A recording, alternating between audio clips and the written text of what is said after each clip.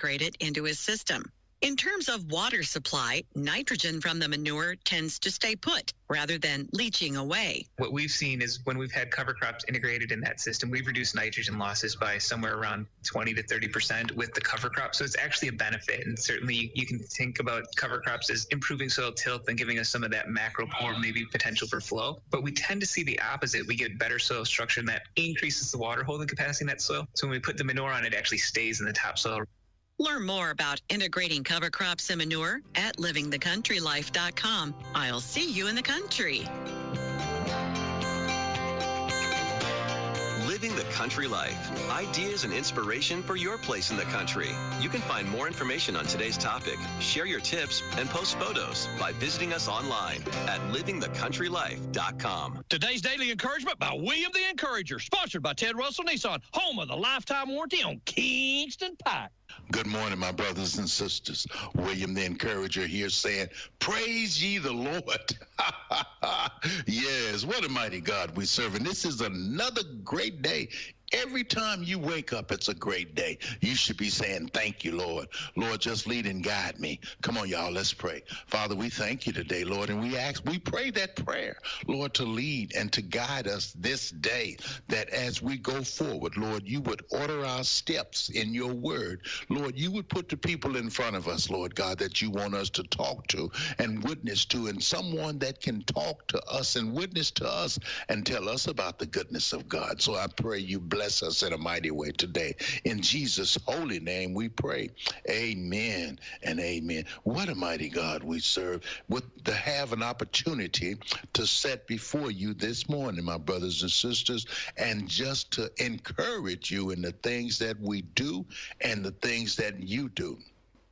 So listen, let's get back into our main topic of this week, and that is talking about the book of Proverbs, chapter 23 and verse 7, which says, as a man thinketh in his heart, so is he. Your thoughts, my brothers and sisters, let me share it again. You have to watch your thoughts, they become words. Watch your words, they become your actions. Watch your actions, they become your habits. Watch your habits, they become your character. Watch your character, it becomes your destiny. So you must be careful and watch what comes out of your mouth. Instead of just saying things without thinking, let's think and then say things that are uplifting, things that encourage, things that speak of wonderful things. We all get upset sometimes, but we have to really watch our mouths when we do that, because once that thought has been transferred into words and it comes out and it's a hurtful thought, it's just like taking a nail and hammering on, just like taking a hammer and nail in a hole, a nail in the wall, and you pull it out. There is a hole there. And once you've said it, it can't be taken back. Or you can patch the hole, but you know it's still a hole there. So listen, my brothers and sisters, be careful of your thoughts and character. Our character is a sum of all our thoughts. Action is the blossom of thought, and joy and suffering are its fruits. Thus do we garner in the sweet and bitter harvest of our own planting. Exactly. What you say is what you are planting. And what's in your garden are the things that are going to be used. If beauty is there, if righteousness and love and joy and peace is there, then those are the things that you are going to function with. But if there's hatred and jealousy and all types of misunderstanding and all types of mistrust, all those things are going to manifest. So we have to be careful what we plant in our garden, because what you plant in your garden, it's going to come up. So by linking cause and effect, by patient practice and investigation, and utilizing every experience, even the most trivial everyday occurrence, we will obtain that knowledge of ourselves, which is understanding. People used to tell me as a child, get understanding. It's the best thing in the world. Get an understanding with someone. Know where you stand. Know what they mean. Know what they say. And understand that what comes out of your mouth will condemn you. Remember, there's a way out of your mess, and it's JESUS. Where can you buy a brand new Nissan with a lifetime warranty?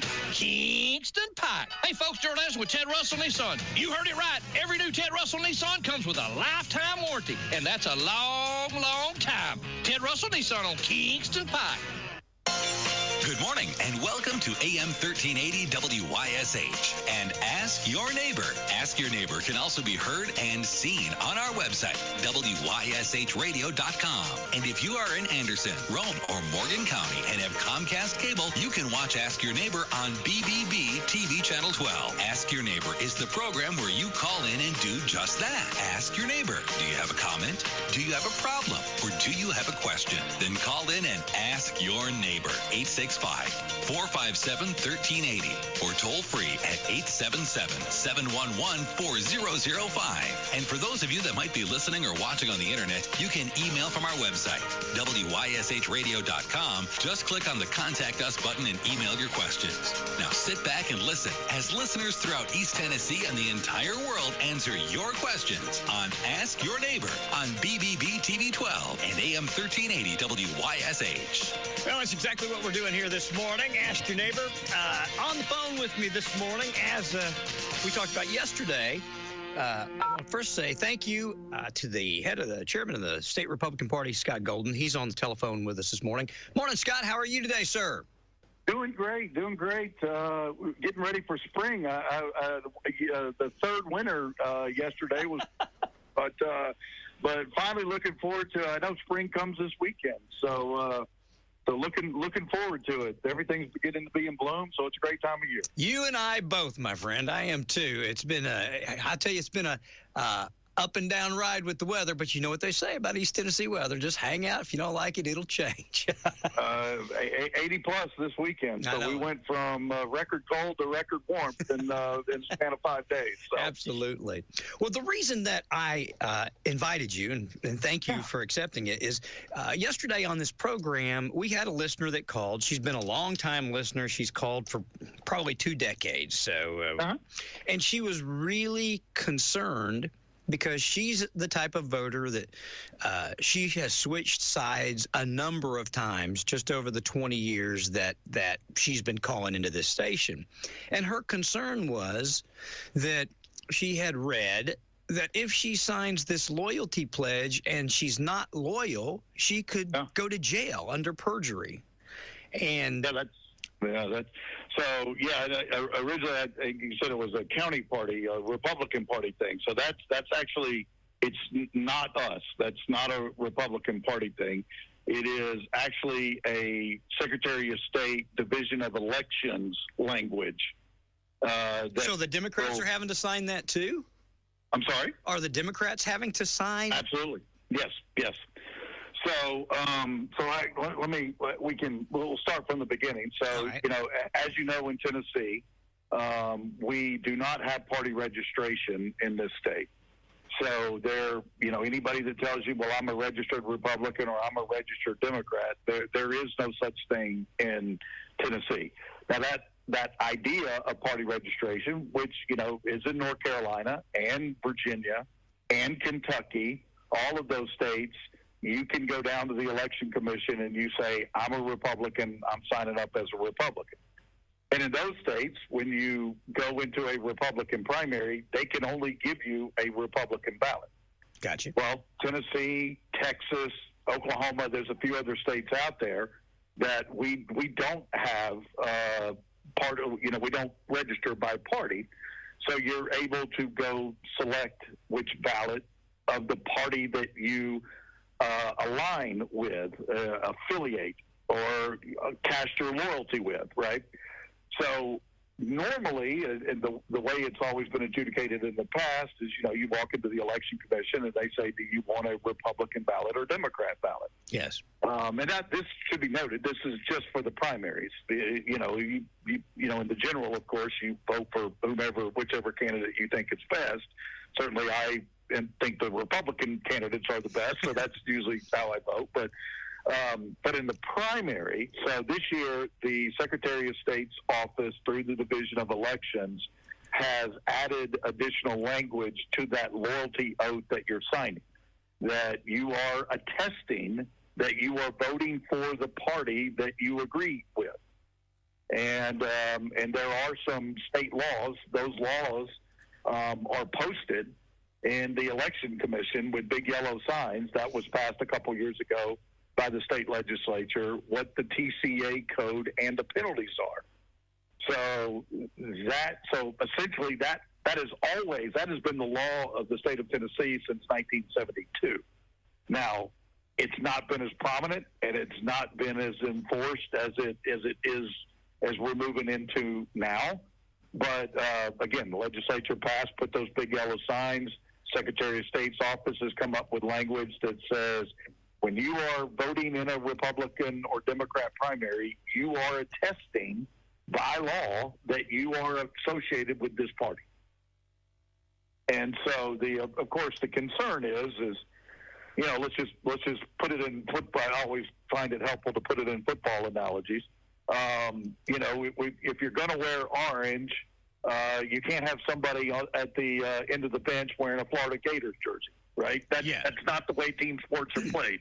You want everybody in big orange on our side and everybody in Florida Gator stuff on the other side. Yes. And so that's what the legislature and the Secretary of State's office is really trying to make sure. Now, this only applies in primaries, right? So when you get to the general election, obviously, whoever wins the primary, R or D, those are going to be the candidates that you can vote for. But so really that focus is this language that will be used as people start, believe it or not, early voting for the May primary is coming up in April. So we're about a month out. That's the language that they will see. Using the football analogy, though, Scott, what if Florida is playing Ohio State for the national championship and you pull for the Florida team? Are we now going to go to jail because our loyalty switched from Tennessee to Florida because Florida is now playing in the game and they're the better team or the better candidate in this choice? What happens to people, and who determines the loyalty? Who gets to be the loyalty police and decide whether or not people go to jail if their loyalty isn't to our party? Well, ultimately, that is, like I said, it's TCA code. So the different teams are that's. We're all a part of these two teams, so it's Tennessee or Florida. It's not the other game, right? So because everybody's getting to vote, but it's Tennessee code and it's adjudicated by law enforcement, district attorney's office. And so if you are purposefully doing it, now you can be challenged at the polls. By the way, that's actually the way Tennessee law kind of sets it up. Yes. If I'm the head of the Republican Party and I walk into my local election commission and say, well, I'd like to vote in the Democrat primary, then the way Tennessee code actually states it is somebody can challenge me then and say, yeah, you're not allowed to do that. Then that would go to the election commission. If it happens and it's brought, the referrals would go to the district attorney's office. And then there are more significant penalties if you are actively, bringing busloads of opposition party people to the polls. What do you advise people who waver back and forth? They might support this candidate that is a Republican or another candidate, especially when you get into these local elections where really these partisan issues of abortion and a lot of this other stuff on a very small local level don't always come into play, but fiscal responsibility and other Republican tendencies do.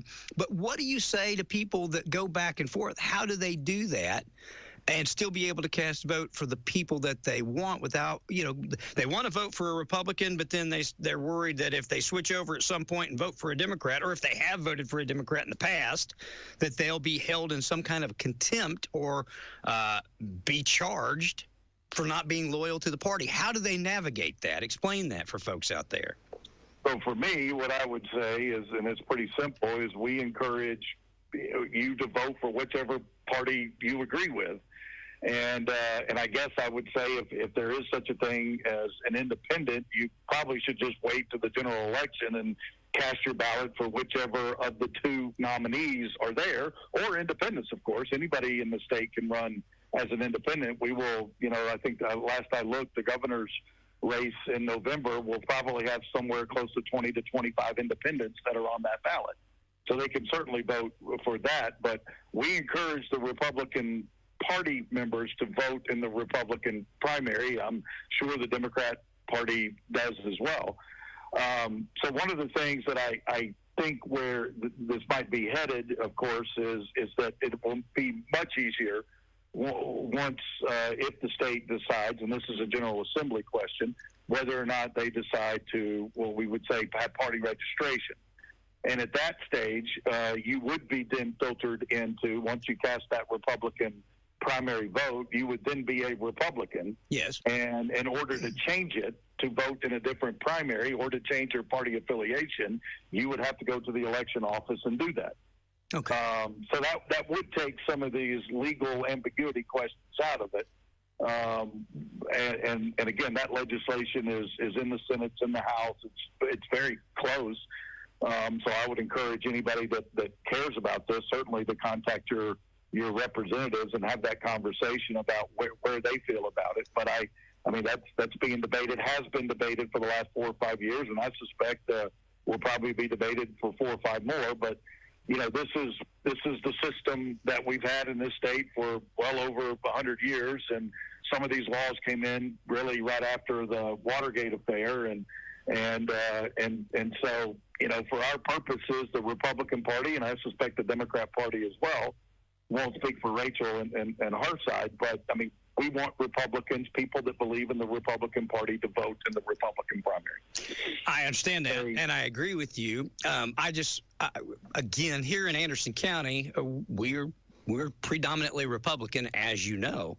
Mm-hmm. It's just that what about if somebody cast a ballot for a Democrat 2 elections ago? Are they allowed to vote in the Republican primary now, or no? Because the Democrats today are not the Democrats they were 10 years ago. I mean, sure. No, there is no doubt that people have been changing, and obviously, as you know, I'm a West Tennessee guy, and when I got started in politics and 30 years ago in West Tennessee, it was all Democrats, and even before then in the 70s, of course, it was overwhelmingly Democrat, but over time, people have said, "Yeah, hey, the party left me, and I'm going to start casting Republican ballots." I mean, this is the problem. Of course, the language says is what your intent is, right? Yeah. So if you are intending to be a Republican, then I don't think you're going to have any problems. If it's one of those things where you are really voting in a different person's primary and never intend to belong to that party, that's where you could have some issues. I think that sums it up. It's your intention, and folks that go in intending to champion a Republican candidate, they should be okay.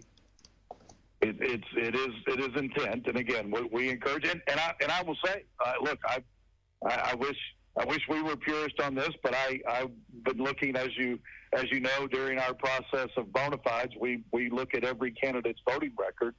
And as the person that has done that, I've seen where we had Republicans vote in the 2020 presidential election, right? This is where President Trump was unopposed, and of course the Democrats had a big field on their side, and I've seen people with perfect voting records that voted Democrat in that election.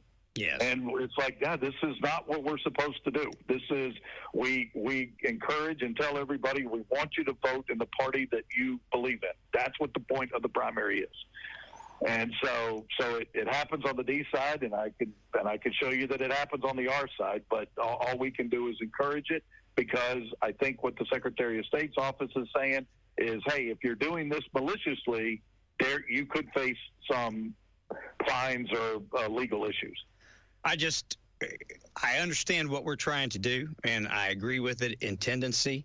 I just don't know how anyone can govern or arrest somebody because what you or anybody else believes their intent is without extensive proof, which would be more than casting one ballot. So I'm going to tell people to go vote your conscience and vote it, and then we'll see if Dave Clark is going to arrest anybody. I don't believe for 1 second, and I don't want anybody to. And again, I think and should be noted, the real penalties, obviously, if you are organizing, if yes. you are making the effort to really do the election. And, and at the end of the day, both Republican parties and Democrat parties are stand to make sure that there's fairness in the election. It's not something that we've done in the Tennessee Republican Party, but the Democrats have certainly overturned elections where they thought crossover voting happened, and it changed the outcome. I know that we've had those challenges before, and the Republican Party takes them very seriously. Obviously, it's an open meeting. We take input and have comments and everything else. We've not overturned an election, but we do look at that information. How many people that are 4 out of 4 Democrats that show up and vote in a Republican primary? Well, we've experienced where Democrats got together and tried to cross over before to influence an election here in Anderson County. That has happened. So I understand the gatekeeping. I understand what we're trying to do, but the unclear, the murkiness of it has a lot of folks that don't live, eat, breathe, and die politics like you and I do concerned, literally calling in and saying, am I going to get arrested because I voted for Barack Obama in 2000 and whatever, and now I want to cast a vote for this person that's a Republican? And do I have to sign this pledge that I will forever be a Republican? And from my understanding, it is from what you said, it's your intent to support the people that you are supporting at the time that you vote. You're intending to support the Republican party. It's not people. It's the party, because you're obviously voting in a. Well, there wouldn't be a party without us people. Now, would there? Well, sure, but okay. So it's the people. The intent of the law is not to say, well, this person. No, you're voting in a Republican primary. You're wearing a Tennessee jersey, right? Are you really? Are you trying just to get people not to come out and vote, Scott? Because I'm a diehard Republican, and I've been doing this longer than you. And this is doing nothing but murking up the waters for folks that are running in the Republican Party, certainly in counties like this. It's a cluster, and something needs to be done about it. If it's the legislature, I'll call our legislators. But I'm telling you, man, I don't know if you guys are just, if it's not happening down there, you're not getting any questions. Our election commissioner couldn't answer the questions yesterday. Our district attorney office couldn't answer these questions yesterday. Now, so can people vote in this Republican primary if they want to support the Republican ticket that's running right now, yes or no? I would say that specific question, yes. If they are Republican and they support the Republican Party, then yes, they are certainly allowed to vote in the Republican primary. Can you tell me how I can tell them whether or not we can identify them as Republican? What do we use to identify them in our party? Well, I mean, there's a whole bunch of metrics, but certainly voting history is a lot of it, right? Okay. And activity and everything else. We have standards that we do for our candidates, which is higher than it is for the voters. Okay. I mean, we want somebody to be a Republican, so we certainly want people that believe like us to vote in our primaries. I'm not talking about candidates. That's a complete different thing, and I agree with a lot of the guardrails you guys have set up for candidates. I'm just talking about people that. For instance, I remember when Phil Bredesen was a governor. I know a lot of my Republican friends that supported Phil Bredesen because of his fiscal responsibility. But I also know same people that reported Don Sundquist. Did they vote for him in November, or did they vote in the August primary? November. Makes sense. So November is you vote for whoever you want. Obviously, that's both candidates are there. I would encourage them to vote Republican. So what do you do if there is only a Republican ticket and there's no Democrat opposing? Let's say you've got 3 or 4 people running for a position, and there are no Democrats that have qualified. It's just Republicans. So the Republican primary will determine who represents you in that. What are people supposed to do in that case? And we've got a couple of those. I understand. I think certainly I don't know if the Democrat Party is alive and well in Anderson County, but first thing, if I was a Democrat, so I always spin it around and say, what would I do if I lived in a district, let's just say I lived in Nashville, that has no Republicans running? Would I go and vote in the Democrat primary? Me personally, I would not. Okay. Those candidates I don't agree with those candidates. So I could not go in there in good conscience and say, let me vote for one of these guys just because they're going to win. I don't agree with them. So you think not voting is candidate, and then I will have the choice in the general election to either vote for a Democrat or an independent. That's what I would do. If you've got a Democrat and independent running, if you only have a slate of Democrats, you would have lost your vote. If there's 4 Democrats, you don't vote in the primary, and one comes out as the primary leader and there is no opposition, you have, in a sense, thrown away your vote because you didn't get to pick, even if it's picking the lesser of 2 evils. It seems like, and I'm talking about if there's no alternative. Concern, right? You're saying it's like, hey, I'm a Democrat, but I really want to determine who the starting – I'm a Florida fan, and I want to determine who the starting quarterback is for the University of Tennessee. No, I'm saying if there's not an opposing team, again, listen to what I'm saying. If you've got 3 candidates that are Republicans and 0 candidates that are independent or Democrat running for a seat, and the Republican primary is coming up, and you know that they're going to be unopposed in the general, how do people pick from the slate of candidates to represent them when it's going to be one of these 3 Republicans? And do they not have the right to cast a vote for whom will be representing them in the future? They do in a Republican primary if they affiliate with the Republican Party. That's okay. I think that's what we're saying. So, right, you're again, we'll go back to the football analogy that, hey, I'm a Florida fan, and I would like to pick who the starting quarterback of the University of Tennessee. I would say if you're the Florida fan, you do not get to determine who the starting quarterback is for the Volunteers. I agree. But if and if Florida doesn't have a team, well, then that's their own fault. They ought to go out there and get candidates. I agree with you to a certain degree on that. I just feel like that if they're not going to run, it shouldn't stop others from being able to vote for those who do run and present a platform. Because I will say this. My experience is that, oddly enough, when people keep voting in Republican primaries, one day they wake up and they say, hey, I guess I'm a Republican, right? They do get skin in the game. Yes. Ronald Reagan, always loved Ronald Reagan quotes. And, of course, he was a Democrat before he switched over. And his saying was that it only hurts the first time. After that, it gets a whole lot easier. So that's how we get people into the Republican Party. Well, under our current rules and regulations, our president could not run nor vote in Anderson County. President Trump? Yeah. He voted in the Democratic primaries back.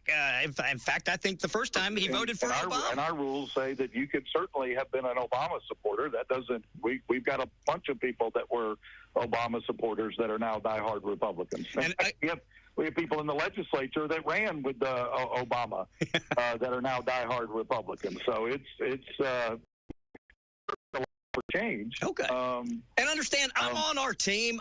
I'm devil's advocating a little bit here. I get it. No, it's a great point. Listen, I think that what you're talking about is some of how we run elections in Tennessee.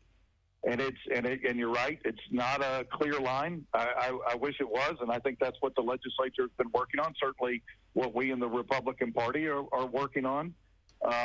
These were issues, by the way, that the Democrats, when they were the supermajority Republican or supermajority party in Tennessee in the 70s and 80s, they dealt with all of these issues as well. Yes. In fact, every time I get sued, I have to go back to whatever the Democrats were because they usually had dealt with this in the 70s and 80s when it was, all the Democrats complete or 50s and 60s certainly was all Democrats. So, well, so it's look, I would say still encourage people to get involved. I mean, we're certainly going to say from the Republican Party we want people that believe in our candidates and can support our candidates to come out and vote in the Republican primary. I think that's what the Secretary of State's trying to do as well. Again, they're just reflecting the laws that have always been there. Gotcha. I mean, and these laws were passed in the 70s, so they've been on the books for 60 years now. If somebody goes in and they want to cast a vote, but they don't want to sign a loyalty pledge, what happens at that juncture in this primary? I don't think you're going to be allowed to. I think that's the and by the way, again, the state law has been the same for 60 years. I think the difference, my understanding, and again, I haven't voted. I know that these were this new language was employed during the special congressional election in December. Yes. I actually had people calling me about it, saying, "Hey, I just signed this." And I didn't know anything about it. This is coming out of the Tennessee Division of Elections. Okay. So Mark Owens certainly does a great job running our elections in Tennessee. We're yes. clearly one of the best, but he would be the one to kind of talk you through that process. But I just had people during that election say, "Hey, they've changed this." I don't think it's anything new. It's just the way that we've done it in previous elections. You've just walked in and they've said, "Hey, do you want a Democrat or Republican?" Effectively, they're just pointing out the laws that when you used to say R or D, now they're showing you what the laws that were associated with that are. So okay. Don't want to affiliate. I don't think you're going to be able to cast a vote in that primary. All right. But affiliating and loyalty is for the primary you're voting in. You're saying right. I am voting in this primary because I support the party, the people that I'm voting for. I support it. I'm not doing it maliciously. That's what the signature is supposed to thwart. Yes. Okay. Which is the state law. Yes, sir. So it's really just reiterating what state law is. Okay, that makes more sense. And again, I'm just trying to dissect everything so that those folks that are out there that just go vote and live normal lives, and like I said, don't consume politics like some of us do. Yeah. We'll feel more comfortable about it because we've had calls. We've had calls on the air. The call yesterday, I had a call yesterday that was a very sincere call, and then I had probably 15 calls after I got off the air about it, and that's why I wanted you to clear it up. And I really appreciate you taking time to do that as best we could. It should be noted again. It's not coming from the Republican Party. We certainly support it, but this language is coming from the Tennessee Division of Elections, as my understanding. And I'm like your listeners. I haven't done this yet either. So when I go and cast my early vote in May for our local primaries, I will be reading it for the first time along with all of your listeners. So heard that when it was rolled out was that the special election that we had in Nashville was the first time that I heard about the language. A listener just sent me this, Scott, and this is what's being echoed hundreds of times in Anderson County. This just came in on my phone. My loyalty goes to God and God alone, no one else. If I cannot vote in the Republican primary by signing or by not signing a loyalty piece of paper, then they can kiss my behind. That's what's getting ready to happen. Mark my words. And that's from somebody that I know votes. That's from somebody that I've known for 31 years, just sitting there and telling that. And by the way, I have a dog in the fight. I'm a candidate. So I have a dog in the fight. One of the reasons I want to clear all this up. So I'm just, again, forewarning you what's coming out of Anderson County, and maybe we are unique in this problem or the confusion that everybody is having. I don't know. But there's definitely confusion. And I appreciate you trying to clear it up. Like I said, I don't know how far we've gotten, but I appreciate it. Well, it's I guess the next phone call that I would go to is the Tennessee Division of Elections. They certainly can give you some of the legal history, much more steeped in it than I am. But yeah, I mean, look, and so the next step, I think the conversation that I would encourage your listeners to have with their state legislators is, okay, are we going to, is the better solution to go to party registration? Should we be like North Carolina, Virginia, and Kentucky? And then all of these questions get solved. Yeah, I was going to say that would kind of take it, that would just put it into, it would take the problem off dealing with it at the voter booth. You know what I mean? Absolutely. Yes, absolutely. You would either be a registered Republican and vote, or a registered Democrat and vote, or you wouldn't. Yes. Or if you were one or the other, then there's a time period where you could, and I think that's where the legislature is debating this, is how far out different states have different time frames.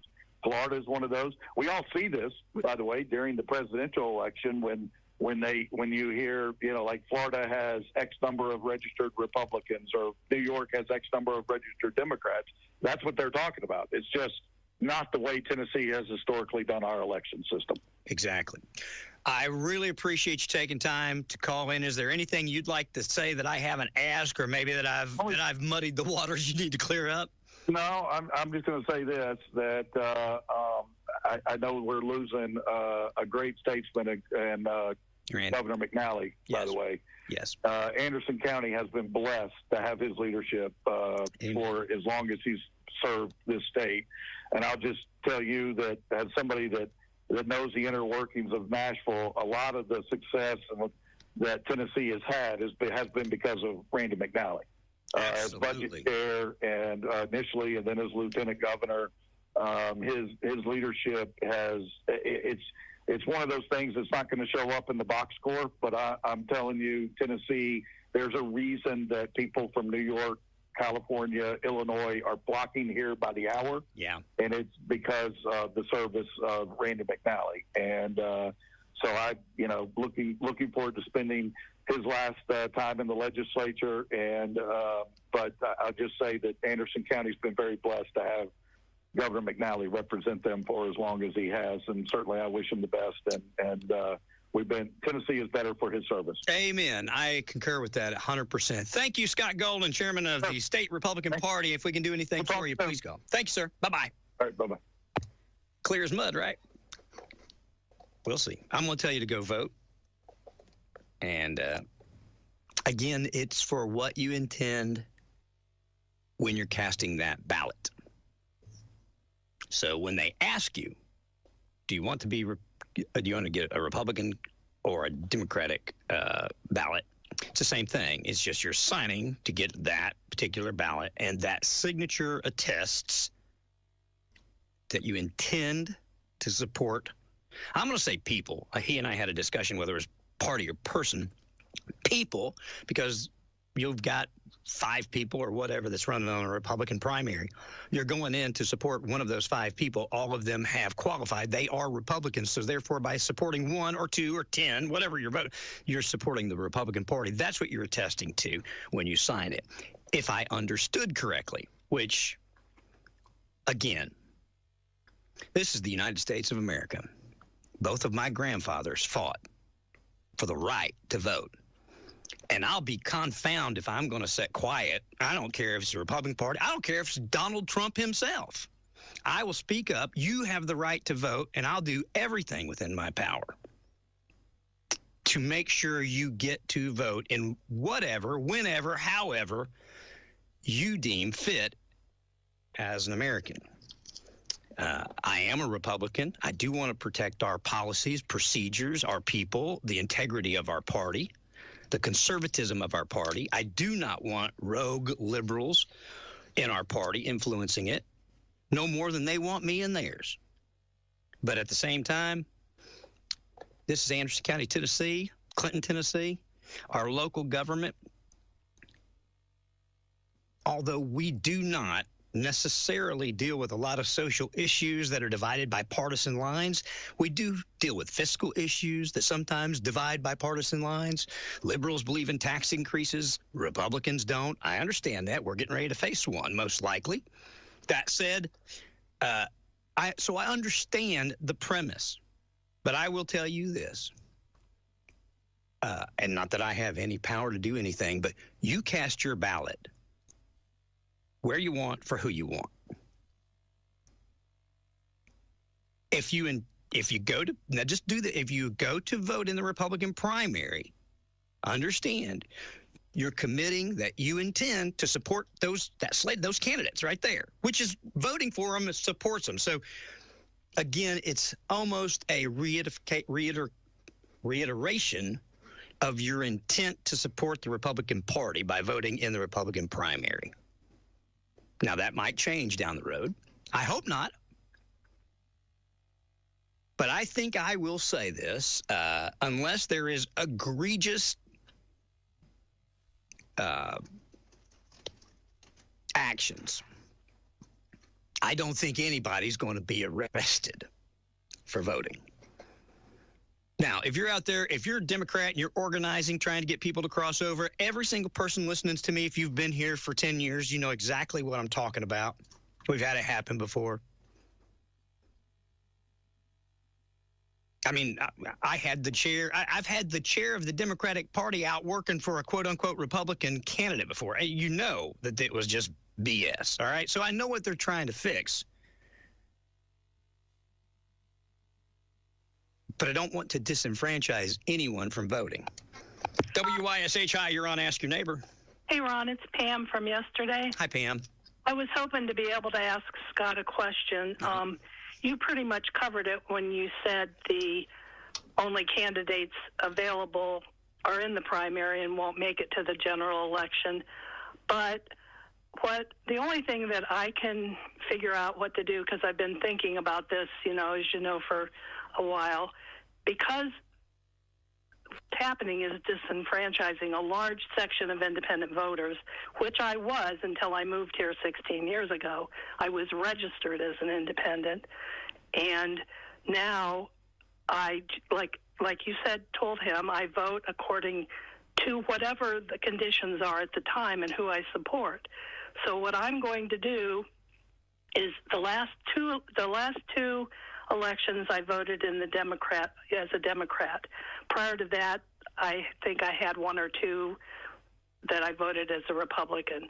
I'm going to ask for the Democratic ballot. I'm going to write on it, I'm signing this under duress because I will not vow loyalty to either party. And he was using a football analogy, which I said yesterday, I don't wear either jersey, and I refuse to. And as the message you received said, they don't swear loyalty to anybody but God. Yeah. And I'm going to write on that. If I sign it, I'm signing this under duress, and I'm also going to write in the candidates that I want as write-ins, because if I don't, they're not going to they may not make it to the primary because a lot of us independents support different people. Yes, ma'am. So I am actually, this is the truth. I contacted my realtor. I've lived here 16 years. I moved here to be close to my mom. She passed away 3 years ago. There's nothing for me here now. I really miss the culture of where I'm from and my friends who I still am in contact with.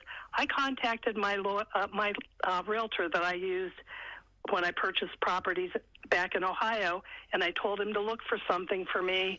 And I have somebody that is interested in purchasing my home, and this is probably, if things work out, now I don't know, because, the way real estate is right now, it may be out of reach for me at this point, but my intention is to leave this state.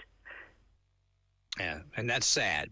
Well, I hope I was able to try and clear up a little bit. I really worked on it yesterday, trying to get people lined up. I'm still going to bring head of the Anderson County Republican Party, Zach Fair. I'm going to speak with him on Friday. Just trying to get people on that quick was difficult, but I hope that we were able to clear up a little bit for you. Well, he talked in circles, I understand, yes. And I tried to keep bringing him back around. Right. And like you said, okay, let's go to registering. You have to register. Let's say you got to register this state as a Republican or a Democrat. What about us independents? Give us the opportunity to register. Because I vote according to different conditions that are constantly changing. I am not a hardliner, and I never will be. Well, I encourage you to vote. I encourage everyone to vote. Vote your conscience. Vote the way that you want to vote. And if I can do nothing else, I will champion your right to do that, and I will berate, belittle, intimidate, whatever I got to do, people that want to try and arrest you for doing it. I will make fun of them in every way, shape, form, and fashion I can. The first person that gets arrested for voting in this town, whoever the arresting officer is, God have mercy on you. Well, that doesn't help me as I'm sitting in jail in an orange jumpsuit, which is not my favorite color. You're not going to go to jail, I promise. Thank you, though, Pam. Okay, I'll talk to you later on. You're welcome. Thanks so much for your efforts. You're welcome. Goodbye, ma'am. Good morning, WYSH Radio. Hi, you're on Ask Your Neighbor.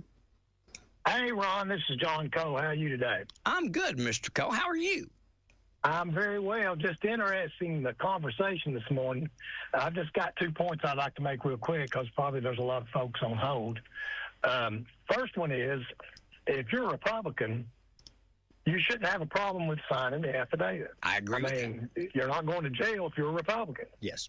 I don't think anybody's going to go to jail because this has been on the, in the elections for years. But I also think that the bigger issue is, like, if you've got a candidate that is, you have to look at their the way they voted in the past and some of their political views in the past. And if you've got a candidate that's saying they're a Republican when, they have a lot of Democrat views, that's a bigger issue to me. Amen. And so I don't know. I think it's like it's a tempest in a teapot. If you're going to vote Republican and you are a Republican, you're good to go. Yes. The same thing as a candidate. You got to look at how they vote and how they talk, especially if it's somebody in office already. Because you can kind of see their record. And the commissioner's right. That goes on both sides. Yes. It has does. for years.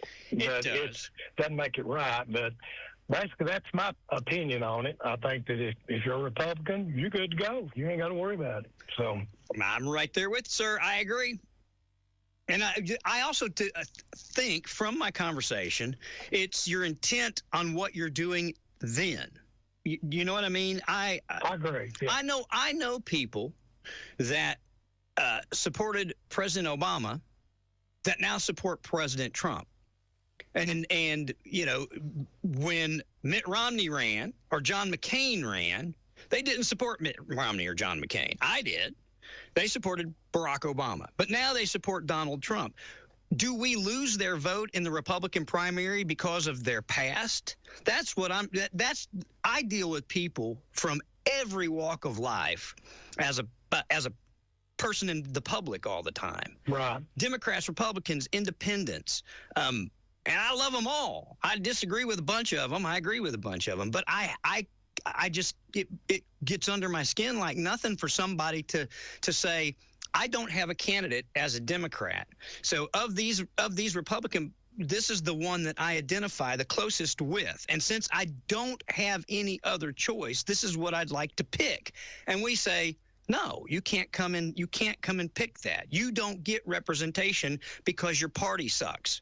I agree with that. So problem is that, Ron, they weaponize it. Amen. And we saw that here a number of years ago. We saw that. So I'm not just... And I think that's what's going on in Anderson County right now with the mayor's race, to be honest with you. Well, a lot of people believe that. A lot of people don't agree with that, but I know the gentleman's views. Yes. And they're definitely not Republican in most cases. Well, I've heard that over and over, and I've heard the same concerns. I'm just trying to make sure that the folks that go in understand that they're pledging their intent for that election, what they're doing, and supporting the party when they go in and do it. That doesn't mean 2 years or 4 years from now they can't switch sides. We all can switch sides if we want to.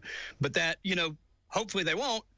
But they're pledging their loyalty to what they're doing. In essence, they're saying, I promise I'm doing this out of good conscience, not out of maliciousness to try and affect the election. I want to vote for this person. People like that. I agree with that. But the problem for me is in a primary, if there's a lot of that going on, you risk losing the two-party system. I agree. I agree with that as well. It's gone. I mean, if you don't protect it and police it, the two-party system's gone. Now, you can't say you don't get to vote because you get to vote in the general. Yes. And if the Democrat Party doesn't have anyone running in the general election, that is a Democrat problem, not the Republicans that should have to pay to have them vote and try to pick who we want in our general election final. I agree 100% with all of that. That's just my view. And I know it's a slippery slope. It is. And you've got to be careful.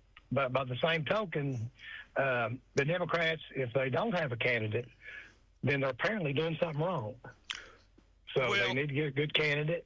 And, put their views out there like the Republicans do, and the Democrats do, generally. Well, in this part of the country, we don't assign. I don't know hardly anyone that believes in what the National Democratic Party is standing for right now. I mean, for crying out loud, we had people in the last administration that were men wearing dresses and lipstick. You know what I mean? I don't know any Democrat in Anderson County that I know personally that believes that they'd like to see their son dress up as a girl and go pretend he's a girl. I guarantee you that ain't going on. So what's going on nationally, I think, is disenfranchising Democrats here in the South that are still the conservative Democrats. And some of them want to come over to our side, but they don't meet all the criteria. And I think we're losing some good people. The Democrats are running them off, and we're telling them we don't like you either. So we got to figure out a way to bring more people into our party because they want to support our views, not to change our views, to support our views. That's what I want. That's what I'd like to see. Well, I agree. If they'll support it. Yes. That's what I'm saying. So if they support the Republican view, then check the little box. Yes, and sir. You don't have to worry about going to jail. If they're doing it for something else, and I think a lot of them are, especially in our local election. Yes, sir. I think it's a problem. Well, And frankly, I don't know how you address it. I do like the legislation he was talking about, that they've been debating for forever. Yes. So I think that's a solution, but getting that passed would be a big deal, I think. But it would be. Anyway, that's my 2 cents, Ron. Mr. Cole, thank you so much. I always enjoy hearing from you. All right, bro. Y'all have a good one. Thank you, sir. Bye-bye. Bye-bye. I wish I knew the answer. I swear I do. Many people much smarter than me. I look forward to speaking to Zach.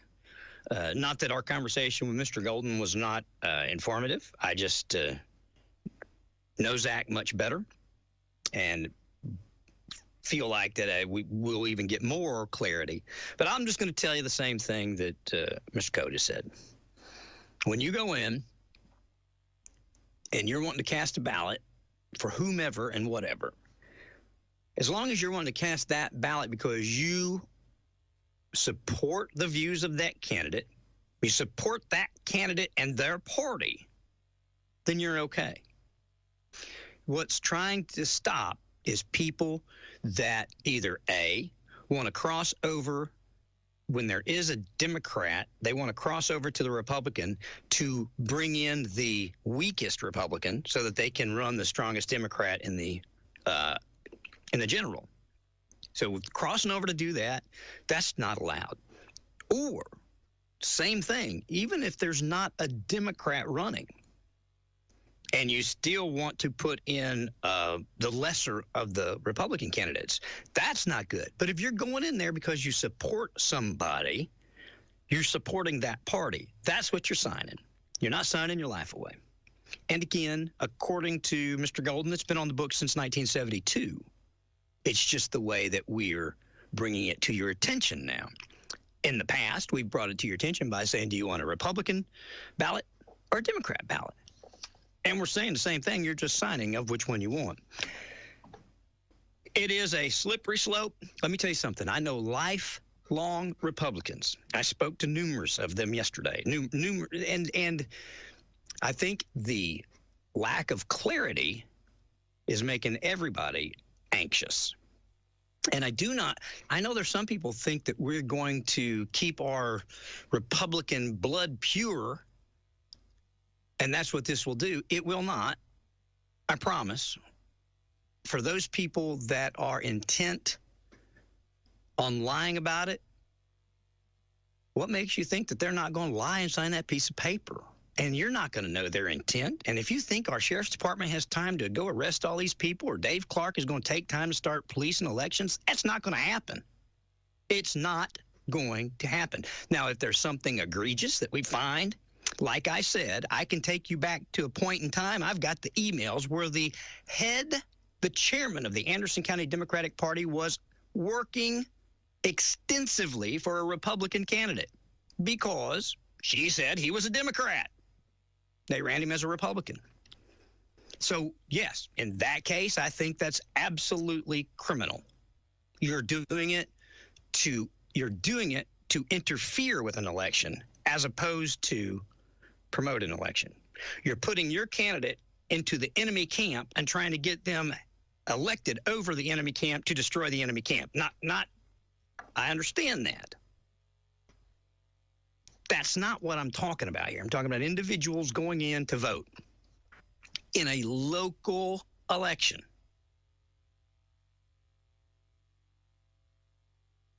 That's what I'm talking about. If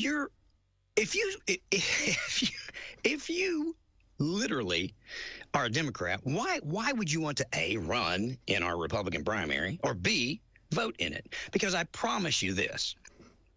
When you come in as a wolf in sheep's clothing, it will not take long for it to be discovered. And you might get a term, or you might get ousted, impeached, recalled. I'm going to tell you, if you're a Democrat and you subscribe to those liberal idiocies, then go run as an independent or a Democrat. Have the backbone to be what and who you are. Don't put on the armor of the Republican Party to come in and say you're going to champion the Republicans and then turn around and have all these liberal social ideologies. Don't want them. That's why we've got our party, and that's why you've got yours. So, that said, again, in local politics, I don't see a whole lot of social issues that come to bear. I mean, as a local government, we can condemn mutilation of children. We can condemn numerous things. We can condemn abortion if that's what they want to do. We can support prayer in school. We can, they can make resolutions, but they don't control that on a national level. We don't locally. We can stand up and be heard, but we can't change it. Now, where Republicans and Democrats, I think, differ locally is when it comes to paying for services, when it comes to finding money that we need. In times past, in my humble opinion, Democrats raise taxes. Many times they raise taxes for things they don't follow through with. And you guys have heard me harp on it over and over and over and over and over. Whether it's industrial property and $5 million in the bank, whether it's, again, I'm not going to heat myself up with that, but you know what I'm talking about. We Republicans, from the mayor to our Republican commission, Republicans on city council, city mayor, everything I just named, majority Republicans, we believe in fiscal responsibility, not just continually milking the taxpayer. So I think therein lies the rub. The easy way out of our deal with the sheriff is to raise your taxes. That's the easy way. The hard way is literally to get forensic audits of every single dime of your money, where it went, what it went for, who spent it, who okayed it, why they did it, and why if they don't have the money and they spend it on something frivolous, well, I want to know why. Not only would I like to know why, if it was frivolous and it wasn't for what you were taxed for, I want it back. I want every dime of that industrial property money back. And if you elect me, I'll get it. Or I won't get it, but I'll sure mouth off about it. I don't want it spent on Chromebooks. I don't want it spent on anything else. If you want to spend it on something different, put it on the ballot and tell folks you want to change it. Put an initiative on there. But that said, therein lies the difference between, I think, local politics. We don't have the social issues, but we do have the financial issues. That's it. There you go.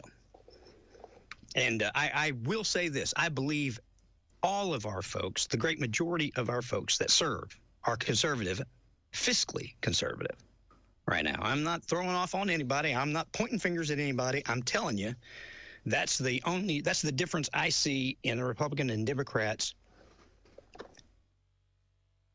in what they have power to change. Does that make sense to everybody? I know this program has been kind of befuddled. It's murky. And what I'm afraid of is that it's murky for a reason.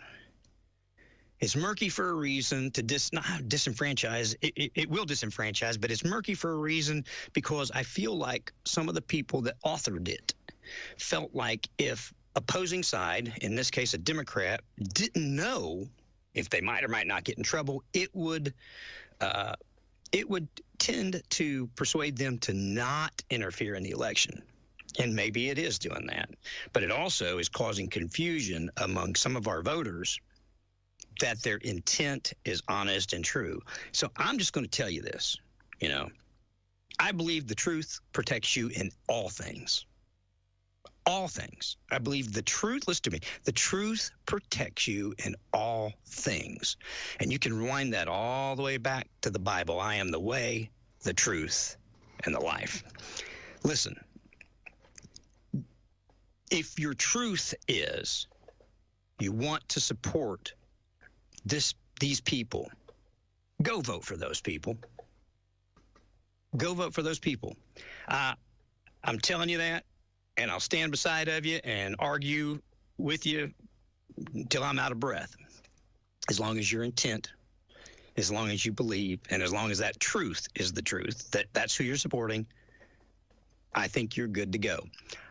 I understand the stuff with the candidates, and I want our party to get that all parsed out because in the sense of good, fiscally responsible candidates, I think that we threw the baby out with the bathwater with Tracy Wandale. Tracy is a fantastic commissioner for his area. He's a good friend of mine, so I'm partial. But he's voted. He is as much a Republican today as I am. Now, he might not have been 10 years ago, but he is today. And we need all the help that we can get in this party to move forward the agenda of the Republican Party. And for better or worse, guys, I'm not afraid to say what I think. When I say I think the mayor's done a fantastic job, I'm not afraid of that. When you've heard me say here that I felt like that Josh was a great commissioner for his folks up there when I went and spoke to him about the senior center being moved down to 96 Mariner Point Drive, which I advocated for vehemently, as you know. I'm not afraid to say it. My party gets mad at me, okay. Your party gets mad at me, okay. I don't care. I mean, I do. I would like you to agree with me, but if you don't, that's okay. But let's take this on a per case, per person basis. You elect the people that you feel are going to move this county in the direction you want it to go. That's your, I believe, God-given right. And again, I could sit here for hours and read names of people that have fought and died for your right to do it. I've not done anything that heroic ever in my life. I wasn't in the military. I didn't have the honor of serving. I went off to college and was doing this. But for those of you that did, I appreciate it. And I think this is one of the big rights. And I just want this cleaned up so everybody knows the rules. Where are the guardrails? Where are the rules? And I want you to vote. I'm going to shut up and let you guys talk. I'll give you a moment. 865-457-1380 or 877-711-4005. Give it about 3 minutes. We don't have any others. I had some folks on hold. If you want to call, I'll put you right on here right when we come back from the break. If you want to go ahead and get on hold, 865-457-1380 or 877-711-4005. We good? Call me up. As a homeowner, I'm always looking for peace of mind, especially when I have a costly, unplanned expense, like a cooling system repair or replacement. That's when I turn to the eScore Quality Contractor Network. They're the pros who've been specially trained and approved by TVA and your local power company. The quality contractors are licensed and insured, so you can be assured the job will be done right and inspected for free. Contact your local power company or visit energyright.com to learn more. When you need it in print, call C&D Desktop Publishing and Printing, 865-457-4264. Business cards, brochures, White House diagrams, specialty items, or anything you need to have printed. C&D Printing can take care of it. Make your business look good. Make your event flyers look great. Make the call to C&D Desktop Publishing and Printing, 865-457-4264. Located at 345 South Charles Evers Boulevard next to McDonald's. C&D Desktop Publishing and Printing. Transform your home with the elegance of Karen's Carpet on Clinton Highway in Powell, offering luxury vinyl planks from Stanton and engineered floors, and carpet selections from Mohawk, Shaw, Dixie Home, and Dreamweaver. Discover the richness of Bruce Hardwood. Our products are designed for style and durability, providing the perfect foundation for your living space. At Karen's Carpet, it's not just about flooring. It's about crafting an environment of comfort and beauty. With free in-home estimates and financing available through Synchrony, upgrading your home has never been easier. Experience the quality and service that have made us the store that gives you more. Visit Karen'sCarpetSales.com or call 865-945-3353 or stop by 1961 Clinton Highway today to start your home transformation. Karen's Carpet, the store that gives you more.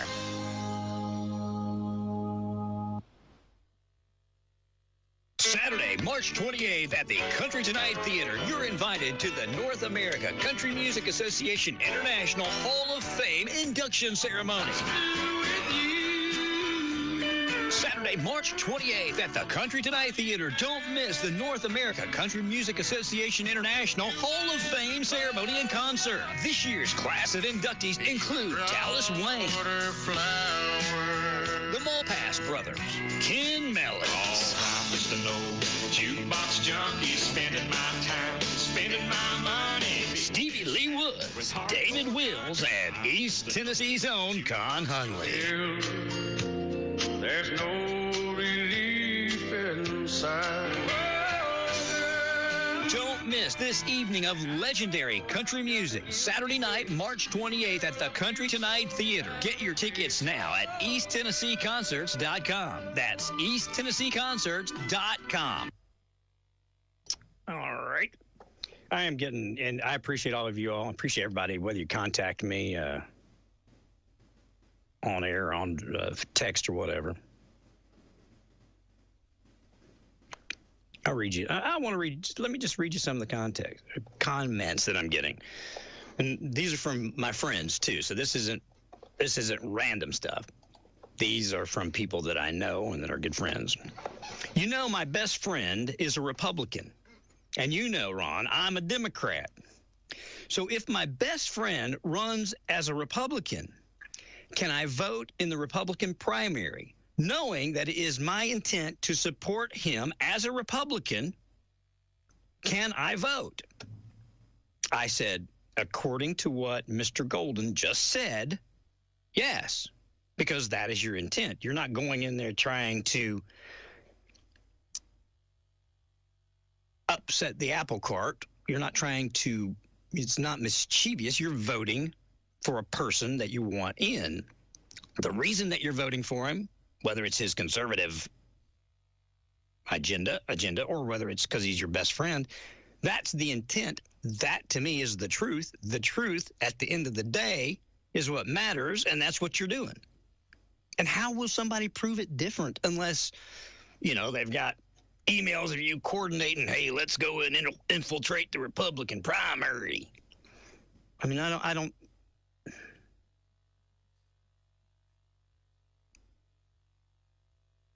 don't see how, when your intent is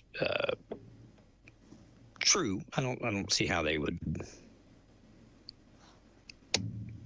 prosecute you. Here's another one from another person that I know. When I vote for someone, Ron, I look at the person, not at the party. I'm not sold on one party's agenda because most of the time it's not affecting my life. I would be insulted if they told me I had to pre-vote for someone in the future that I know nothing about. Just wanted to give you my opinion, and thanks for listening to me. And you won't pre-vote. In the future, you would choose a party and you would be a registered Republican or a registered Democrat. And at any point in time, you could switch. You'd have to go down to the election office and switch. You'd say, hey, I'm a registered Republican today, but I don't want to be anymore. I want to be a registered Democrat. And so it would throw that caveat into it and cost you that one step. And maybe that's the way to go. I don't know. But so you wouldn't be pre-voting for anybody. You would just be adopting that party's agenda, supporting that party's agenda, and stating that you are a Republican or a Democrat. All right. Friends, neighbors, boys, girls, moms, dads, let me tell you this. First thing is, we're going to have little difficulties along the way. Yep, it happens. But we live in the greatest country on the planet, in the history of this world. A country built on Christian principles and has succeeded because of those Christian principles. We live in what I believe is the greatest of the 50 states and the greatest of the 95 counties in Anderson County. I love the people here. You know, my family's, my mom grew up in Norris. My papa, Earl Stutesbury, worked for the Norris Dairy. My father, my dad, grew up in Follett, Campbell County. East Tennessee, Anderson County. We are a very generous sort, very giving sort, very forgiving sort. And I love that about the people here. So when you're worried, you feel like that you're not going to get to vote or what have you, first of all, look at the big picture, at how wonderful things are, where we are. And even though we fight politically amongst ourselves, party to party, still, it is the best system on the planet for representing people. Period. Vote your conscience. That's, I don't know how else to say it. And should someone, if it is your conscience, if it is your heart, if it is your truth, I don't know how someone can stop you in this country from casting a vote. Now, I will tell you this. If you're a Democrat and you receive a mailer from a Republican candidate, please call me, because I'm going to call that Republican candidate and I'm going to send it to the state, and I'm going to have them cited for encouraging you to break the law. How many of you Democrats out there during the state rep race got Republican stuff in the mail? Now, they know you're a Democrat. Why do you think they sent it? So that said, if you guys want a pure party, then don't send mailers to Democratic households, or else you're encouraging your Democratic friends to break the law and vote for you. Okay? So everybody within my voice, that you guys are a member of the Democratic Party, save your mailers, should you get them, and let me know. For one, I'd like to know what Republican is knowingly and purposely targeting Democrats, if that's happening, because I got the list. I've got a list right over here. I can tell you who isn't hitting. But I'd like to know, if you're a Democrat and you've been receiving Republican stuff, call me right quick and let me know. You don't have to tell me your name. Well, I'd like to know. I'd like to know who the candidate is, if there is a candidate soliciting Democrats to come vote in the Republican Party. Now, again, people say, Ron, you don't want Democrats voting for you? Oh, I want everybody voting for me. And I think that you're right. If I represent what you want, I don't want you to vote for me because you think that I'll mess up a party. You know what I mean? If I was running as a Democrat, no, you wouldn't want to vote for me because I'd mess up their party. I promise. They don't want to invite me. But if you believe in what your candidate is doing, vote for him. Ask your neighbor. Good morning. Hey, good morning, Ron. Hey, sir. Hang on, man. Trying to get this phone to work. Well, I can hear you.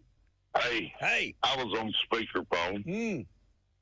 But anyway, I got that letter in the mail about being loyal, sign my name to being loyal to the Republican Party. Yeah. I just got a bad feeling on that. I know. I mean, it kind of, what? You want me to pledge allegiance to you? Republican Party. I know. You're not alone, which is why I had Scott on today, trying to get some of this cleared up. You're not alone in those concerns. Yeah. If I have to sign that, I'm signed to God. No one else. Amen. Now, if you want me to vote for you, I think I should be able to vote. I think you should. Absolutely. And without having to sign that loyalty. Because a while back, a few years ago, I was a Democrat. Yeah. Well, I was based on Democrat. But after I see what all was going on, I switched over. But I don't remember how long. No, I know, and that's another thing too. I say to people, they've listened to you, they hear what you say, they read your Bible all the time, they hear your conservative ways that you deal with things. They know that you tend to be more conservative and therefore more of a Republican. But at one point in time in your life, you voted for Democrats. Should that bar you from supporting? I voted for Obama, and then I seen what he was doing. I said, "Oh no." You know what I mean? I do know what you mean. He talked so smooth there, until he got in office, and that's when all heck broke loose. But my point is, should you be penalized for that mistake today? And I say no. And again, that's what I'm thinking too. And trying to. I mean, if they was to turn around, I would. If that Pennsylvania Senator Fetterman, John Fetterman? Yes. If he was to go for president, I would probably vote for him because he's got common sense. I'm telling you, I know what you're saying. You look at these people, I hear the same thing. He supports so much stuff that his party doesn't, and he falls more in line with what you and I think than he does with what his own party thinks. He's got common sense. So none of the rest of them have that. All I can tell you is this, Jason, and this is what I ascertained from talking to Mr. Golden, and this is what I hope people ascertain. It is your intent when you walk in there on what you want to do. It's your intent to support those people when you sign it. You're not signing your life away. So, yeah, I just got a bad feeling, and I said I ain't signing that. I understand. And I have a feeling we're going to have a lot of disruptions as people walk into the voting booth and declare they're not going to sign nothing to exercise their right in these United States to vote. Now, they're going to tell you that the Republican primary is separate. It's a business. They can do what they want. I don't know that they're going to want to wear the red scarlet letter of disenfranchise. We'll see. Yeah, I don't care to tell everybody. If I can't go vote the way it is right now with my voting card, they can kiss my behind. Well, I want you to be able to vote. I want you to vote for whoever you want to vote for. Vote your conscience, and let me know if they give you any grief when you get down there. I'm anxious to see what happens. Yeah, well, I appreciate you keeping us informed and all this stuff because it seems like we're losing common sense in our council. And we're both Kansas City and county. But anyway, well, this is where it comes to the time I say, God, read your Bible every day. Get as close as you can to the Lord, because God ain't gonna put up with this crap very long. So, if you can, try to help out someone that's less fortunate than you. Amen. If you can. So, I want everybody to have a good day. It's Thank you. All right. Always good to hear from you, Jason. I appreciate you. I'm glad that I ain't going to Memphis today. I'm glad. God. I'm glad you're here. Just stick around, hang out. I appreciate you, brother. Heck yeah. Y'all have a great day. You too, pal. Goodbye. WYSH Radio. Good morning. You're on. Ask your neighbor. Wow. I'm glad y'all talking about this today. Me and you won't have nothing to talk about Monday.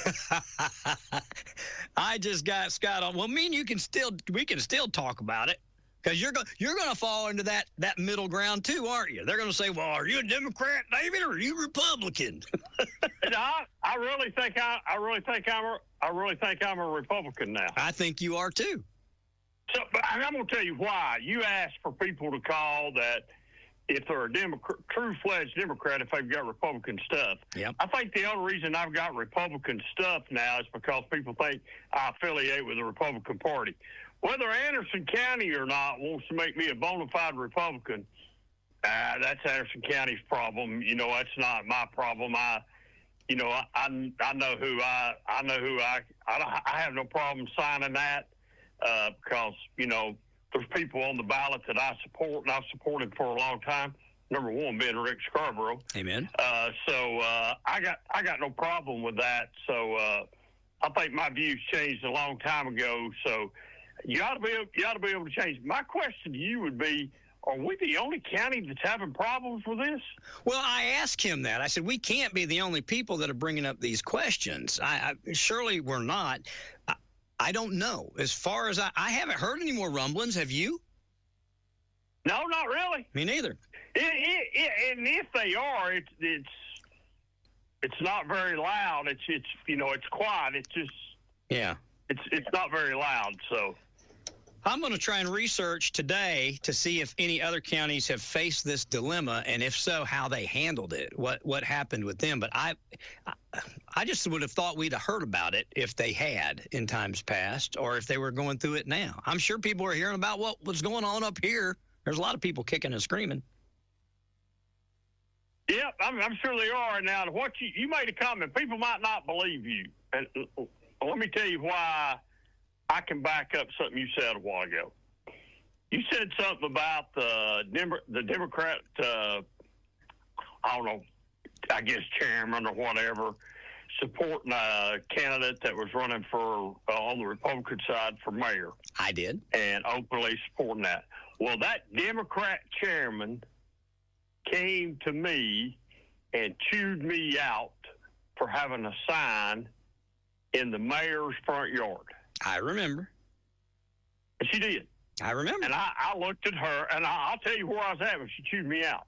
It was right before a county commission meeting, and she walked to the back row where I was sitting getting ready for a county commission meeting.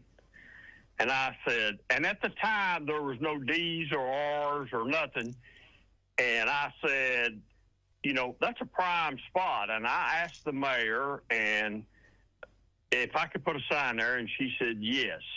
And I put a sign there. And what's it to you?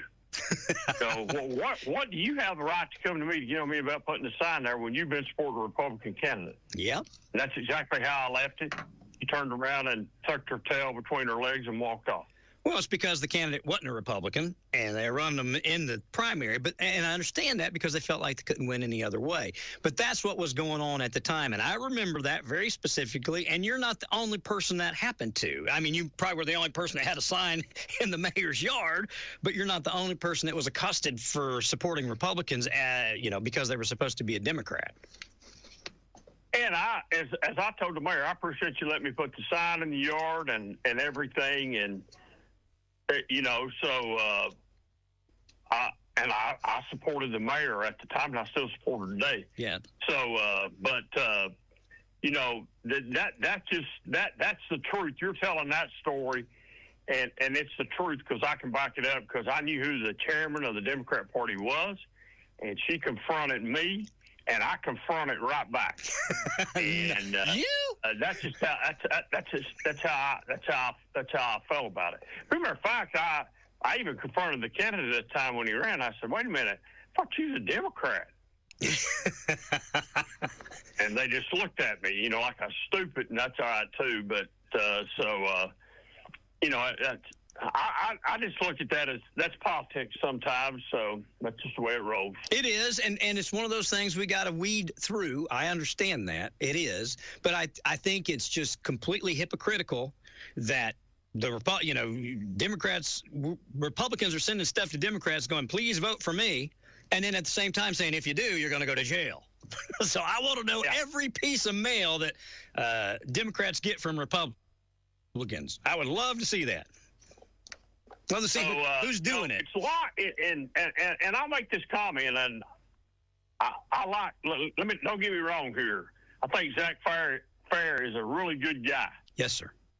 And I really do, and I was really pleased that he stepped forward here not long ago and decided to fill a spot on Clinton's school board. I think he's going to be a great school board member, and now I think he's even registered to run for that office, and I think he'll be a great school board member, and he's going to be a great addition. He was great as a city councilman when he was on city councilman.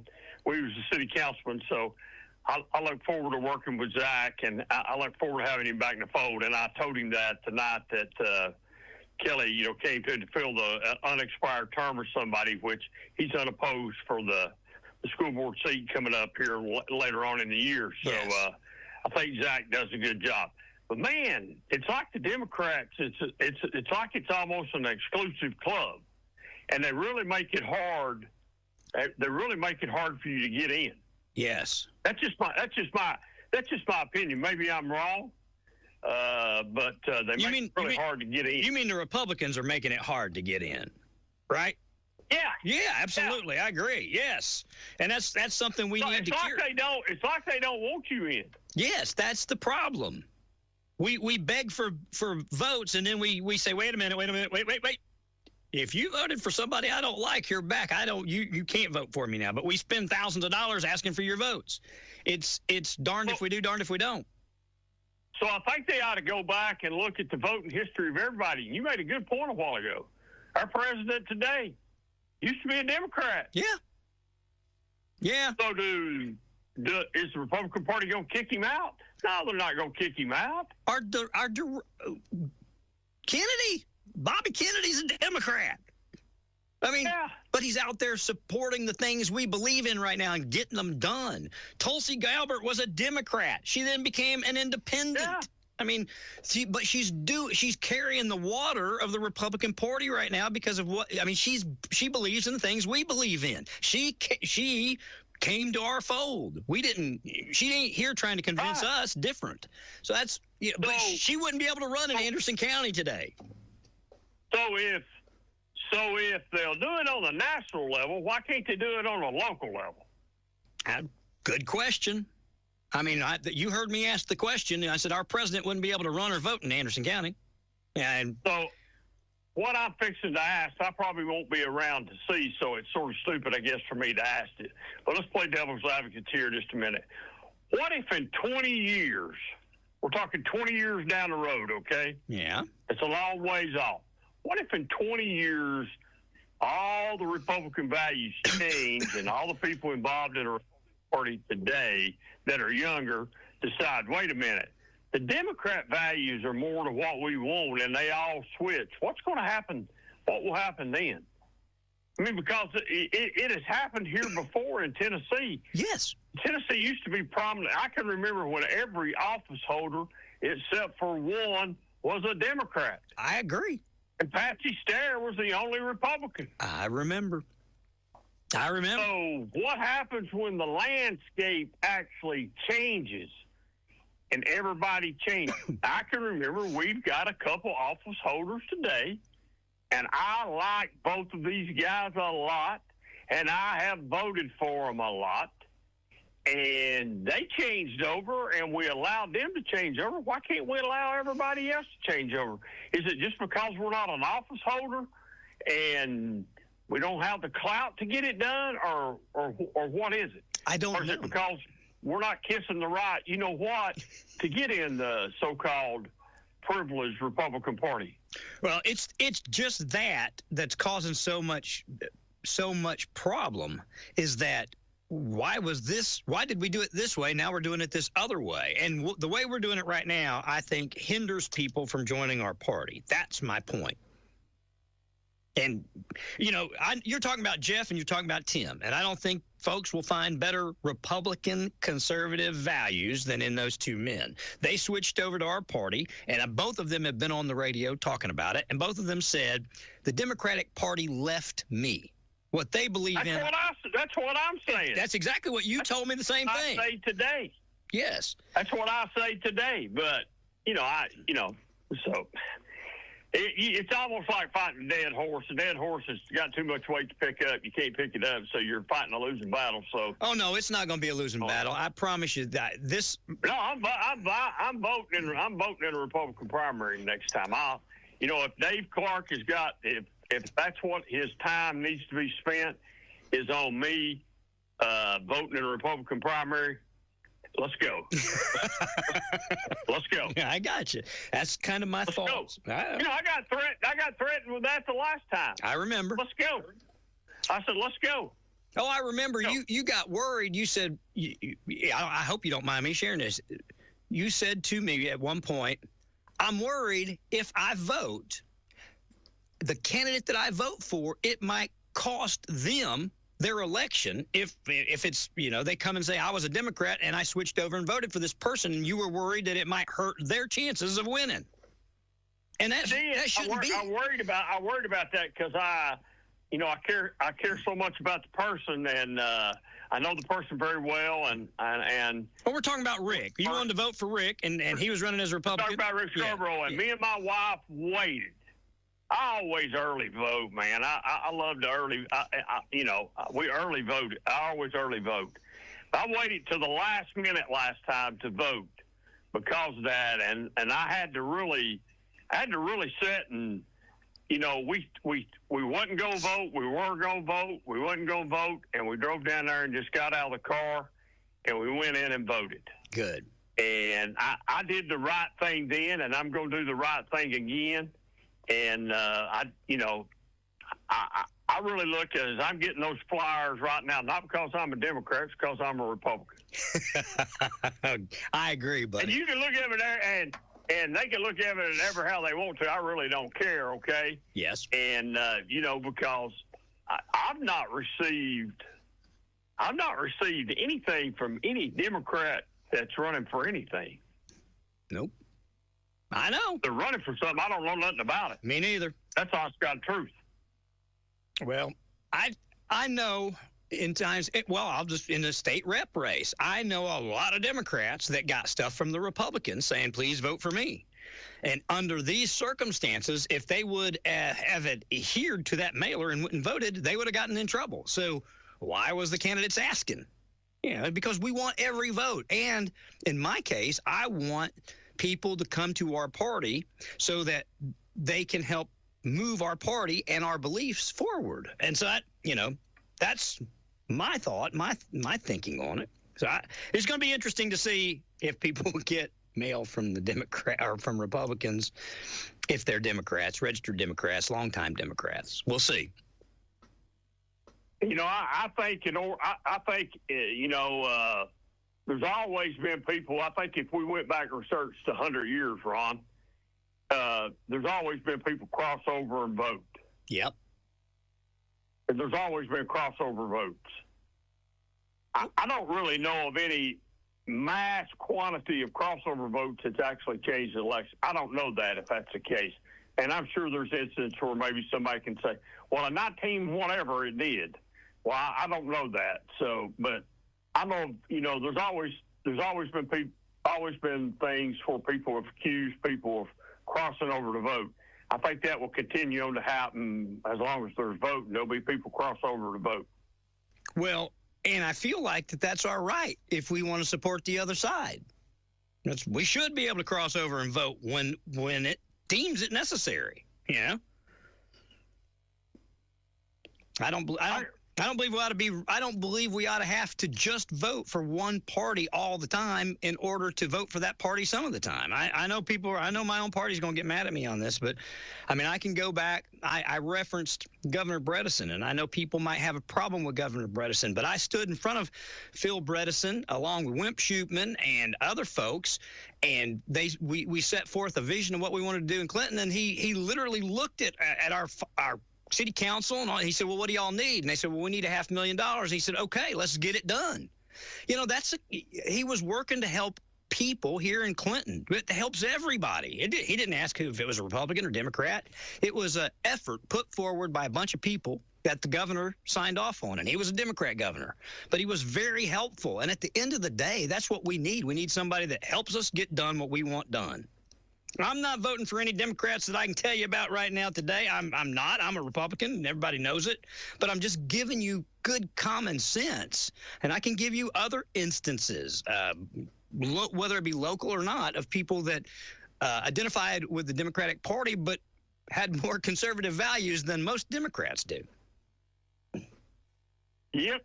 You're right. I agree with you 100%, bud. So you ought to be able to vote for them if you want to. You should. I agree. And we'll rehash all this and much, much more Monday, I'm sure. I'm sure we will. That's why we I think we're putting too much emphasis on the D's, R's, and whatever else that's out there.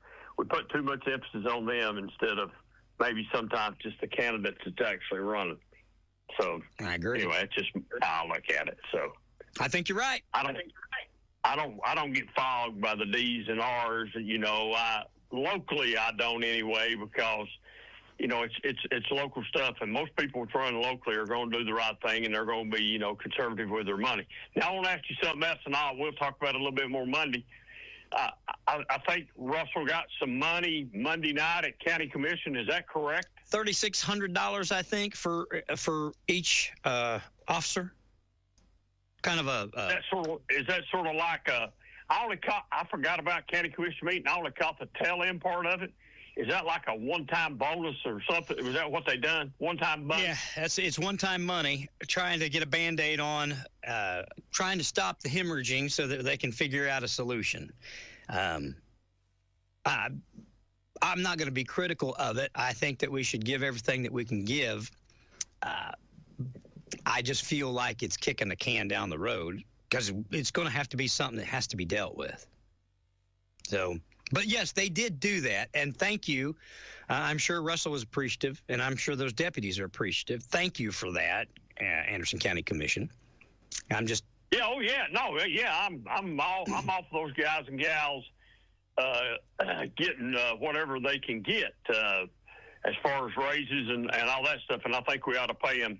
And I'm a little impartial, being a police officer for many years as I was, so I'm a little impartial there. I think they ought to be paid and paid well. Yes. And if and I believe in what Russell Barker is doing, and I think if Russell Barker is coming to us and saying, "Hey, this is critical," then by golly, it's critical. I agree. It ain't anything else, but it's critical. And whether you go roll your sleeves up now or whether you go roll them up later, you better get ready to roll them up, because it sounds to me like you're going to have to roll them up. Well, there's going to be a process, and it's going to be dirty and hard, and it's not going to be fun to try and find that money, to try and figure out a way to support our men and women of law enforcement and everything else. We're going to have to find a way to do it, and it's not going to be fun. I promise, not on anybody, but it has to be done. We have to get it done. I don't think that there's anything wrong. I think I said this a couple weeks ago, is bringing a outside set of eyes, maybe to look at budgets and see if there are ways, and whether it be the sheriffs, whether it be the counties, and outside eyes to give ideas of maybe something we don't see, ways to cut, ways to bring in more revenue. I don't know. I'm just talking off the cuff right now. But there are more ways than just milking the taxpayer to fund our government appropriately. I promise you that. Well, you know why they don't want to do that, don't you? Well, they don't want to let go of some of the stuff that they've got, I'm sure. But tell me why. Well, prime example is EMS. We did this study on EMS a few years ago, And there was a certain few people said, you better be careful what you do with EMS and not have this outside study. You'll find out we're not funding them, and we're not funding them right. Yes. And that's exactly what the study came up, that they're underfunded. Yes. They're not being funded, and they're not being funded right, and they had to turn around and do some things to get them funded. Now, I think they've got some of that corrected today. I don't know if they've got it all corrected today, but they got some of it corrected today. But, you know, sometimes when you have an outside set of eyes come in and look at things, you find out a lot of things most people already know what's there and know what they're going to find. They just don't want the result. You don't want the results from it. I agree. But it's like if you brought me EMS's budget today and said, hey, Ron, see if you can find ways to cut or where they need more money. I wouldn't know beans from apple butter about it. I wouldn't know if they need a fire extinguisher or a stethoscope. I don't know. So to get somebody that does know, that's outside of the political ramifications, to consult you on it, I think is just smart. And we did do that with EMS. And it did come back and say, guess what? You're not paying the appropriate amount of money. You need to fill in some gaps. And I think that it worked. You know, it got people to look at it from a perspective that had nothing to do with politics. People go, oh, well, that's the mayor's department. Well, the mayor didn't do that. There's a third party that came in and did this. So it gives some perspective from outside and gives, I think, those that are making decisions about where our money goes, just another opinion to consider going forward. Because I love our commissioners. I think they're doing a great job. I have no problems. I'm not complaining. I'm told people why I'm doing what I'm doing is because I have a different perspective. But that said, I don't think any of them, outside of Mr. maybe Robert, knows the absolute ins and outs of EMS to know, well, you don't need that many stethoscopes. You only need this many. I don't think we have the experience to go in and absolutely cut. I mean, you can see if somebody's wasting money. You know, you can see that. If you find a waste, you can say, hey, you don't need this. You can do without it. But when it comes right down to the nitty gritty, you need somebody that knows what they're talking about. So you get somebody to come in, you forensically audit the books, right down to every penny, see where it's all going. Then you say, okay, department head, here's your forensic audit. Here's where all your money's going. Can you tell me why you need 600 new stethoscopes today? Yeah, you can find out. And then you can say, no, you don't need that. We're going to cut that out of the budget. Or you need 900 stethoscopes. Okay, we'll add to the budget. So it gives you just a starting ground from an outside perspective, and it's just a step between you and going back to the taxpayer, which I think, even if at the end of those audits you go back to the taxpayer, at least they know you've done everything within your power to not to do that and to use the money you already have in a fiscally responsible way. That's one man's belief, and it's mine. Everybody in the world might disagree with me, but that's the way I think. Hey, how much of a tax increase was to buy the industrial property? What was that on the tax roll? Was it a penny and something? 2 cents. 2 cents. 2 cents since 2000. All county commission did was vote to raise taxes 2 cents and set it aside to buy industrial property. Am I correct? Well, I think it was correct, right? Yes. Couldn't they go back and reassign that 2 cents to whoever? You know, whether it's the sheriff's department, whether it's EMS, whether it's whoever, and say we're going to reassign that 2 cents to fund some sheriff's department stuff or both. I ain't going to leave either one of them out because I think they both ought to be paid well. If you've never been hauled by EMS, then you don't understand, and you want the best. You want the best in time of need. I want the best. Yes. And I consider them the best. Yes. And I don't know them like I used to know them, but I know there's still some people up there that work up there that I consider them the best. So when that ambulance pulls up in my driveway, I want the best. Yes. Pull it up in my driveway to give me care. I don't care where I'm going to, whether I'm going by law, they've got to take me to Oak Ridge Hospital or they're taking me to UT or wherever they're taking me. I really don't care. But I want the best while I'm riding in that box, hauling me to wherever I'm going. I want the best. Agreed. You should not want anything other than that. and you got to pay to get the best. So, but couldn't they just reassign that money? Well, have it instead of saying going to industrial property. Now it's going to fund this at the whatever, whether it's going to fund the sheriff's department, whether it's going to fund the EMS. Couldn't they just have another vote and reassign it? In a perfect world, yes, but here's what they've done quietly without anybody watching. They've taken that 2 cents and they've taken 1.5 cents of it and allocated it to other junk.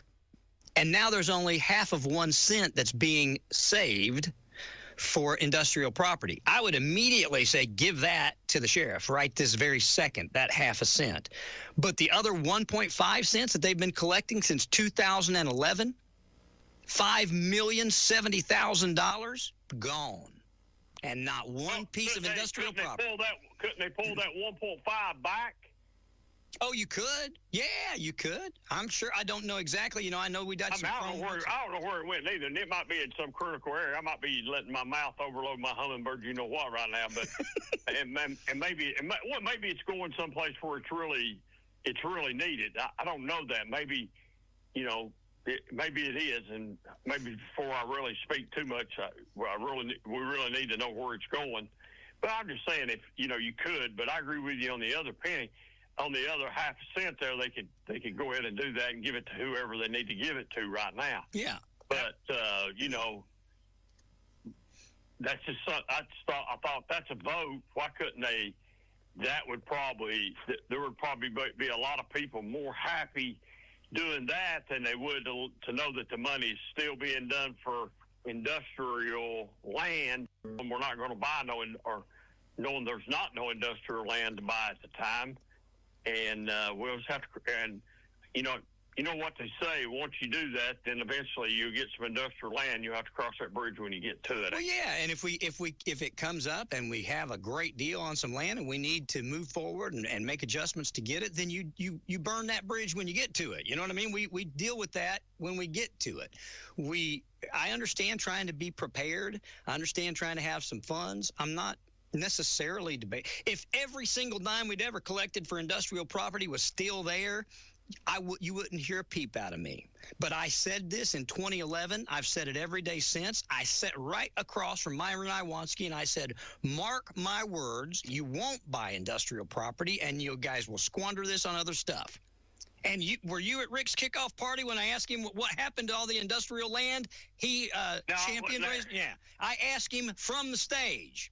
When at Rick's kickoff party, probably was inappropriate to do, but I was like, hey, Myron, where's that 2 cents we've been collecting for taxes going to? Because he championed that. He was driving the truck when we did that. But if it was all there in a pile and they said, well, we just haven't found the right property yet, I might not be as cranky as I am about it, but we've taken almost $6 million of the taxpayers' money, or well over $5 million of the taxpayers' money for a certain thing. We don't have that money to do that certain thing. And there's not a taxpayer, including me or you, that can tell you everywhere it's went. We don't know. They got the money. They collected the money. They're still collecting the money from me and you today, and we don't know where it goes. I know a half cent of it is supposedly being held for industrial. I'm sure I could call Robbie and he can give me a rundown. In fact, I've probably got a budget of where it was. I've probably got that somewhere in my email. But that said, that kind of stuff is foolish and I don't think ought to be going on. If they take it for industrial property, you need to use it for industrial property. If there is no industrial... Do you know how much that half a cent generates in dollars? It's going to generate, they say a cent will generate between $168,000 and $200,000 a year. So a cent's going to be $84,000 to $84,000 to $100,000 a year is a half cent. Well, that would help. That would help Russell. That would help Russell out a lot. Yeah. And let me go ahead and put a disclaimer out here. I've not talked to the sheriff in months. I really have not. I can't think. I'm trying to think. You know what? I just realized Russell was my buddy Jimmy Taylor and Archie Brummett were doing the veterans breakfast, and they asked me to come down and hang out with them. And I might have seen Russell 3 or 4 months ago at a veterans breakfast. I don't remember if I seen him or not, but I've not talked to Russell, so I'm just, I just know if Russell's asking. If Russell says we need 15% pay increase today, Tomorrow it's going to be 20. True. I mean, 15% is not going to be enough when it comes around July of this year. That won't be enough. There'll be other people that's already went on and added to that, so that will be 20%. So we're still going to be lagging at the rear end, even if we give him 15%. I mean, it's like I said, it's going to be a never-ending problem until we get caught. We got to get caught up somehow. I just realized today was the third Wednesday. I was supposed to have Russell on today. I forgot to notify him. I'm going to see if he'll come next week. I just looked up at the calendar and realized today was Russell's day. I heard that. I'm sorry, Russell. That was unintentional. I'm texting him right now and letting him know. But all right, buddy. I want to put my chime in for just a little bit, but I'll see you. I'll see everybody, and I'll see you Monday, bud. Thank you, Dave. Appreciate you. Have a great day. See you, bud. Bye-bye. I'm sorry. I'll see if we can get the sheriff rescheduled next week. Yikes. I write it down on the calendar so I can't forget it, but if you could see my chicken scratch, you'll understand why I didn't notice it. There you go. All right, guys. I hope you have a great day. Phones are quietened. I hope you have a fantastic week. I thank you so much for listening to us. I hope somewhere, somehow, we're able to help somebody.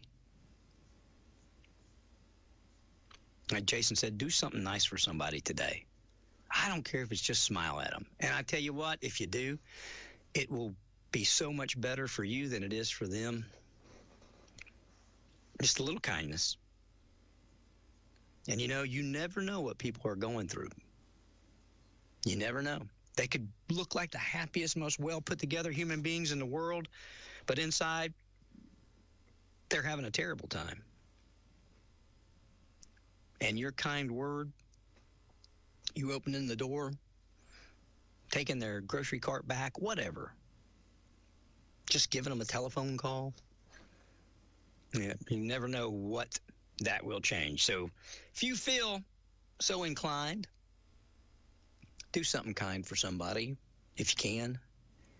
And like I said, it doesn't have to be, you don't have to go buy them a car, just something small.